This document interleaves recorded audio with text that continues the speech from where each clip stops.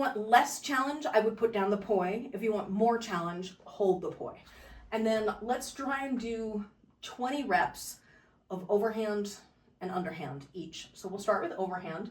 Put your right arm up and then your left arm down, and we'll do the forward stroke. So here we go, we'll do 20. So 1 and 2. And remember, it's earlobes over shoulders, over hips, over heels.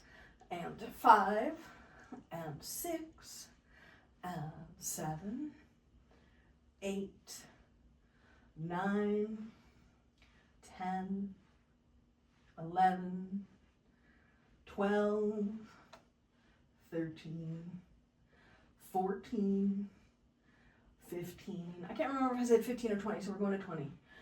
17, 18, 19, and 20. Now when the right arm gets back to the top, we'll go in reverse. 1 and 2 and 3, 4, 5, 6, 7, 8, 9, 10, 11, 12, 13, 14, 15, 16, almost there, 17, smile, 18, 19, and 20. I have a couple more to do for you that I think are good for poi, but are also going to be good for your back.